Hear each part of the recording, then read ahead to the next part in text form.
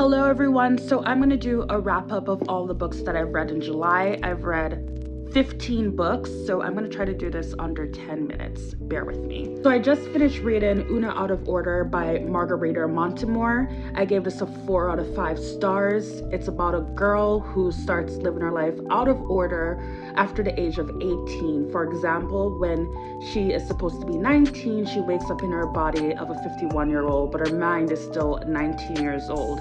And she's been living her life like that in disarray ever since. It's awfully compelling. It's a sweet read.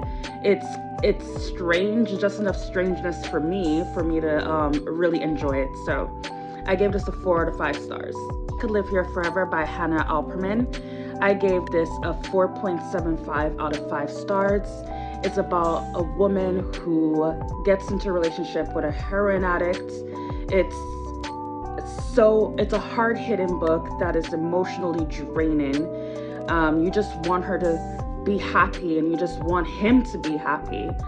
But this type of relationship obviously garners a huge emotional strain with anyone. So you see what is this from the point of view of a person that loves a person who is under addiction. So I gave this a 4.75 out of 5 stars.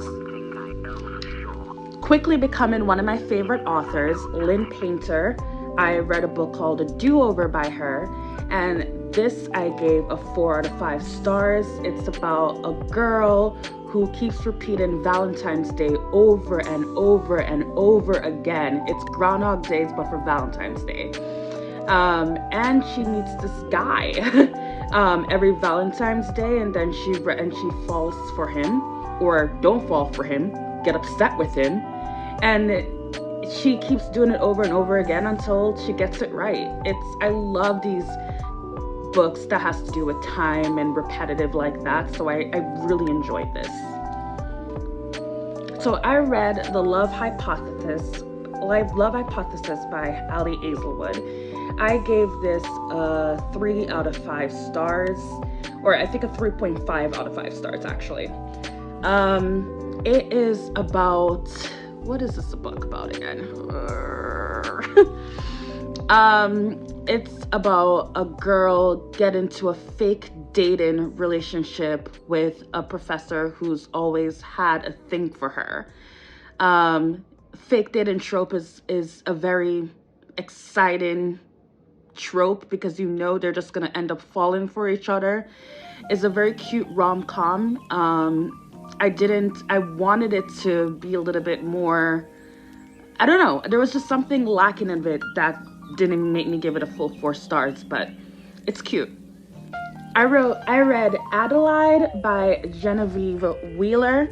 This is about an American girl that's in England, and she gets in a relationship with this guy that is honestly it's not a toxic relationship. It's more of, you know, when you're in a relationship that you get gaslit and you're not really too sure if this is the person for you. It's not someone that can fully commit to you, and you want to give yourself to them, but also they're not giving themselves completely to you. I think I gave this a 3 out of 5 stars.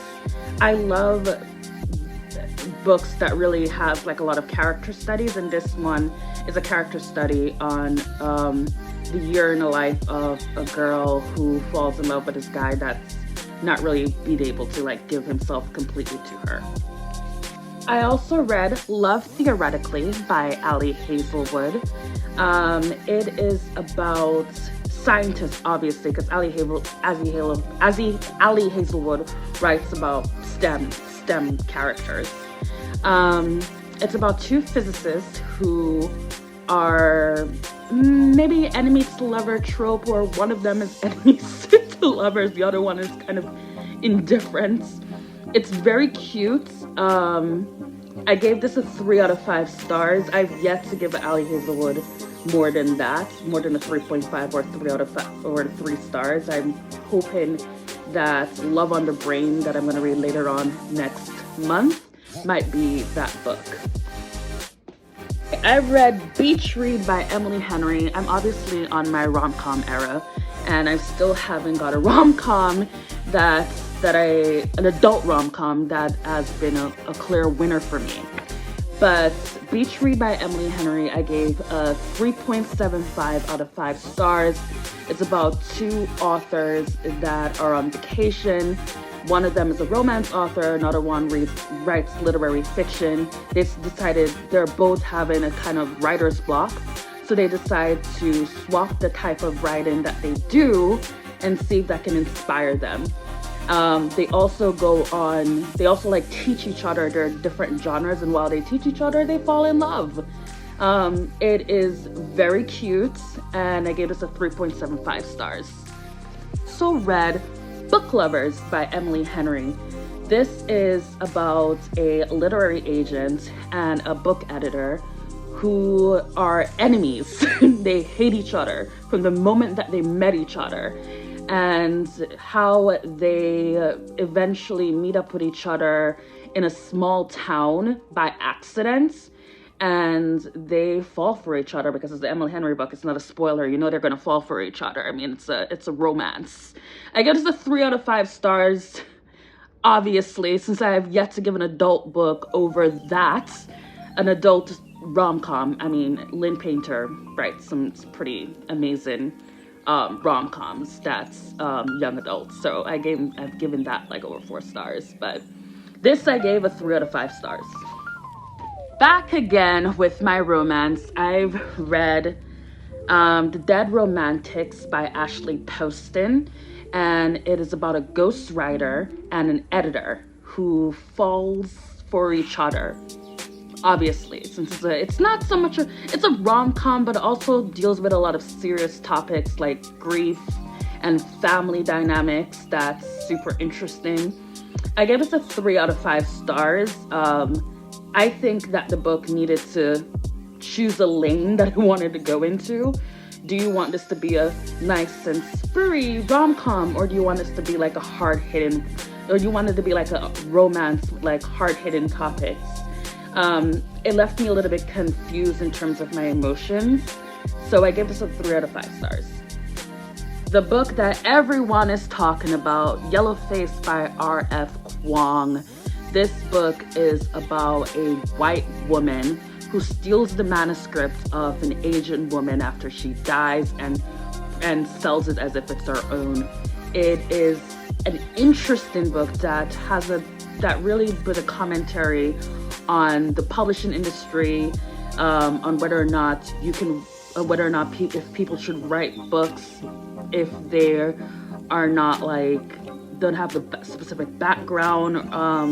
It's a very interesting thing that has a lot of questions right now what we have right now in the publishing industry. So I gave this a 4 out of 5 stars. I think it was really bold of R.F. Kuang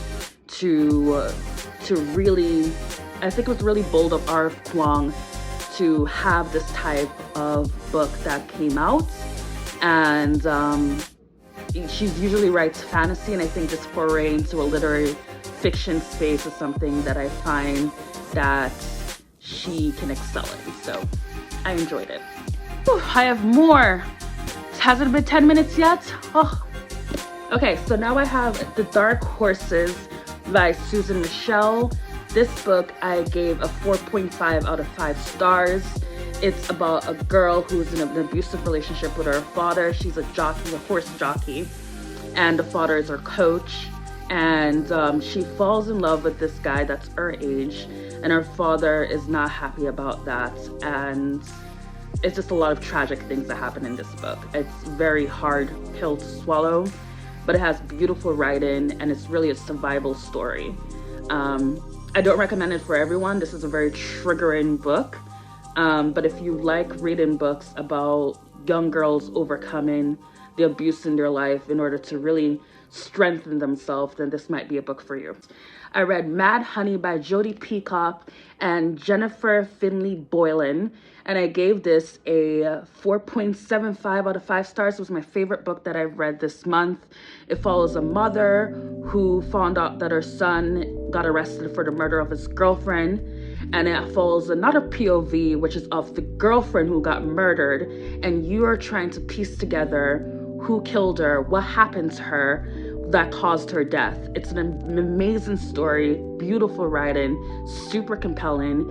I think it makes you I think the book really touches on topics that can make you feel uncomfortable, but also it brings to light so many things that I find that might open your eyes, like walk a mile in other people's shoes. I think it's such an amazing book that everyone should read.